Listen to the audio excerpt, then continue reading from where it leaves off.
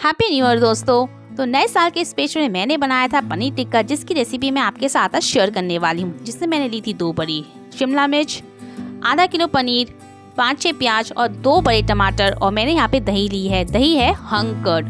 हंग curd का मतलब है दही का सारा पानी निकाल देना। तो इस तरह से मैंने कपड़े में दही ली और जिससे इसका सारा पानी निकाल। तो सबसे पहले हम काटते हैं शिमला मिर्च को। तो हमें इस तरह से शिमला मिर्च को काटना है जिससे इसका जो अंदर का जो बीज होते हैं ना, वाइट वाले बीज होते हैं और जो वाइट पार्ट है, हमें इस तरह से इसको रिमूव करना है। और यहाँ पे आप पीली शिमला मिर्च ले सकते हो, लाल शिमला मिर्च भी ले सकते हो। तो मैंने यहाँ पे हरी शिमला मिर्च ली है। इस तरह से हम शिमला मिर्च को शेप दे देंगे, स्क्वायर क्यूबिकल शेप दे देंगे जो हमारी स्टिक में दिखने में अच्छी लगेगी। और प्याज को भी हम इसी तरह से शेप दे देंगे। प्याज के जो पेटल्स है इस तरह से हाथ से इसको रिमूव करने हैं। ये चाकू से नहीं होंगे, हाथ से इजीली हो जाएंगे। और टमाटर को भी हमें ऐसी शेप दे देनी है। हम 4 पार्ट में पहले टमाटर को इस तरह से काटेंगे, फिर उसको 2 पार्ट में काटेंगे। और जिस तरह से हमने शिमला मिर्च का ऊपर का जो अंदर का जो पार्ट निकाला है ना, उसी तरह से हम टमाटर का भी ऐसे ही पार्ट निकाल देंगे। और सारे पार्ट निकाल कर हम एक साथ रख देंगे। और अब हम लेंगे पनीर। अब बारी है पनीर काटने की। तो पनीर हमें यहाँ पे थोड़ा हार्ड पनीर चाहिए होगा, टाइट पनीर सा। सॉफ्ट पनीर लेंगे तो उसको टूटने का डर रहेगा। तो इस तरह से हम पनीर को क्यूबिकल शेप देंगे और इस तरह से हम पनीर को काटेंगे। टिक्के में आपने देखा भी होगा, इसी तरह से मोटा मोटा पनीर कटता है और इसी दिखता भी है हमें टिक्के में। पनीर तो बड़ा इजीली कट जाएगा। और हमारी सब्जियां भी हैं तैयार, पनीर भी है तैयार और मसाले भी हैं तैयार। और मैंने यहाँ पे सोया चाप भी लिया है, जो मार्केट में सोया चाप मिलते हैं। मैं सोया चाप टिक्का भी बना रही हूँ। तो इस तरह से मैंने पानी में बॉईल कर दिए थे सोया चाप, और ठंडा होने पर इस तरह से इसको हटा दिया है। तो सोया चाप को भी मैं वैसे ही शेप दे दूँगी जैसे बाकी सब्जियों को शेप दी है। और कुछ सोया चाप को मैं ऐसे ही दूँगी, जैसे टिक्के में आपने कहीं देखा भी होगा, वो स्टिक में ऐसे फोल्ड करके लगा देते हैं। तो कुछ सोया चाप को मैं फोल्ड करके लगाऊंगी और कुछ सोया चाप को इस तरह से शेप दे दूंगी जैसे मैंने सब्जियों को शेप दी है। और यहाँ पे मैंने स्टिक यूज़ की है, लोहे वाली स्टिक। मेरे पास अंगीठी है तो मैं वैसी स्टिक में यूज़ करूँगी। आप लकड़ी की स्टिक भी ले सकते हैं, जैसे आप गैस पे कुछ लोग बना लेते हैं उस तरह से। तो टिक्का की तैयारी हो गई है। तो अब चटनी की तैयारी भी देख लेते हैं, जिसमें हमें दही की ज़रूरत पड़ेगी, हरा धनिया, हरी मिर्च, नींबू, अदरक, लहसुन। इस तरह से हमारी दही वाली चटनी भी तैयार हो जाएगी। तो हमारा यहाँ पे हो गया हंग कर्ड तैयार। हंग कर्ड में हम सबसे पहले डालेंगे कश्मीरी लाल मिर्च, जीरा पाउडर, थोड़ी सी काली मिर्च, किचन किंग मसाला, गरम मसाला,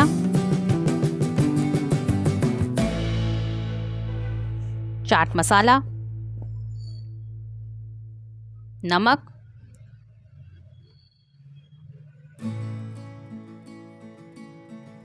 लाल मिर्च पाउडर और एक कस्तूरी मेथी हमें हाथों में ऐसे देके क्रश करके इसमें ऐसे डाल देनी है।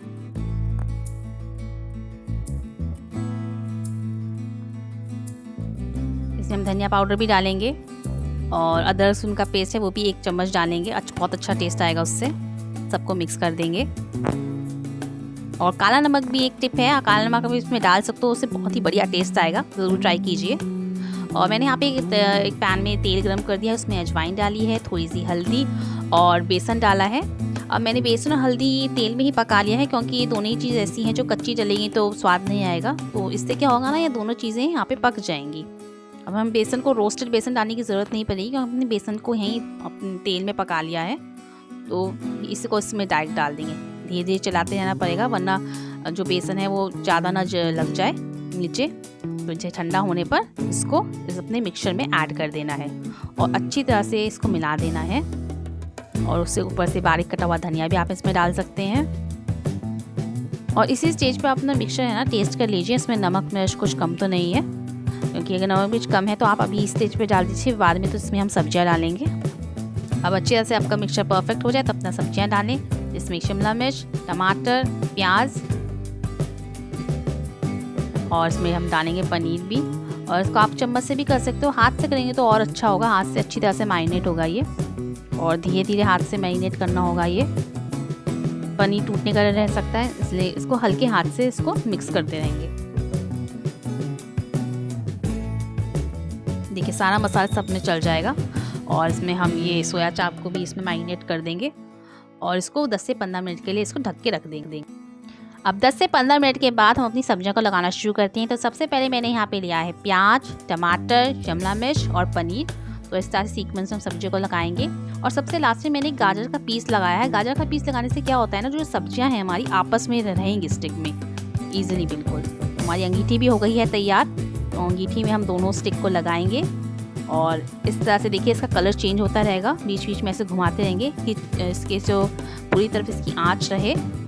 और इसके ऊपर थोड़ा सा बटर डाल देंगे तो और भी बहुत अच्छा टेस्ट आएगा। और इसका कलर चेंज होता जा रहा है, तो मतलब हमारा पनीर टिक्का तैयार हो चुका है, तो खाने के लिए रेडी है।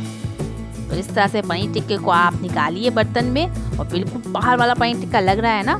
तो इसी तरह से सोया चाप को भी हमें स्टिक में लगा देना है, जैसे मैंने आपको कहा भी था। कुछ मैंने फोल्ड करके लगाए हैं और कुछ जो मैंने शेप दी थी सोया चाप को वो उस तरह से लगाया है। आई होप आपको रेसिपी अच्छी लगी हो। Please like, share and subscribe. Thank you guys.